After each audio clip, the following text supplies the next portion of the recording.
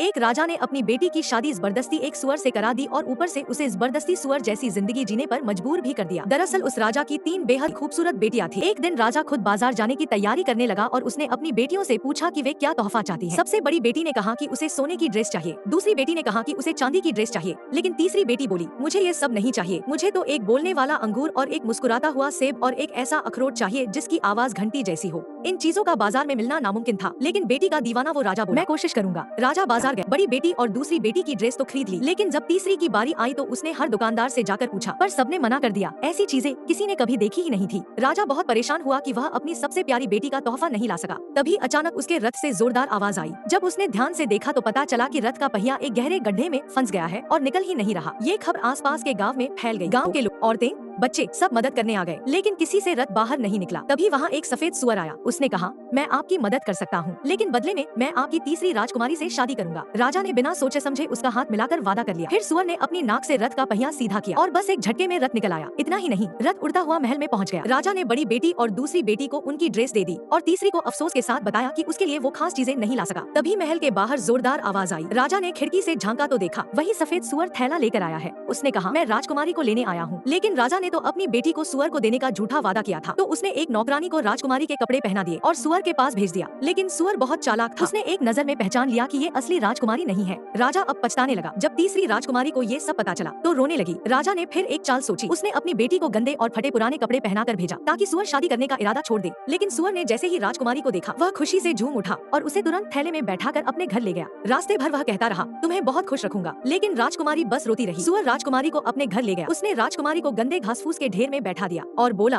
अब यही तुम्हारा घर है। ये सुनकर राजकुमारी और भी ज्यादा रोने लगी। फिर उसने उसे खाने के लिए सूखी रोटी दी। राजकुमारी ने जैसे तैसे खाया और फिर रोते रोते सो गई। अगले दिन जब उसकी नींद खुली तो उसने खुद को एक रेशमी बिस्तर पर पाया। राजकुमारी को अपनी आंखों पर यकीन नहीं हुआ। वही गंदा सुअर का घर अब एक सुंदर महल बन गया था। वह कुछ समझ पाती उससे पहले ही नौकरानियों का एक झुंड आया और उसे सजाने में लग गया। थोड़ी ही देर में वह गंदी पोशाक से बदलकर फिर से राजकुमारी बन गई और उसे महल के भोजन कक्ष में ले जाया गया, जहाँ एक बेहद सुंदर युवक उसका इंतजार कर रहा था। उसने कहा ये सब अब तुम्हारा है। राजकुमारी हैरान थी, आखिर ये आदमी कौन है? लेकिन वह इस सवाल का जवाब देने की बजाय उसे एक बागीचे में ले गया। वहाँ उसने राजकुमारी को बोलने वाला अंगूर दिखाया, मुस्कुराता हुआ सेब और एक ऐसा अखरोट जिसकी आवाज घंटी जैसी थी। तभी उस युवक ने सब कुछ बताया। असल में वह राजा था जिसे एक जादूगरनी ने श्राप देकर सुअर बना दिया था, लेकिन जादूगरनी ने कहा था अगर उसे बोलने वाला अंगूर, मुस्कुराता हुआ सेब और घंटी जैसा अखरोट मिल जाए तो उसका श्राप टूट जाएगा। इसके बाद राजा ने धूमधाम से राजकुमारी से विवाह कर लिया और वे दोनों खुशी खुशी जीवन बिताने लगे।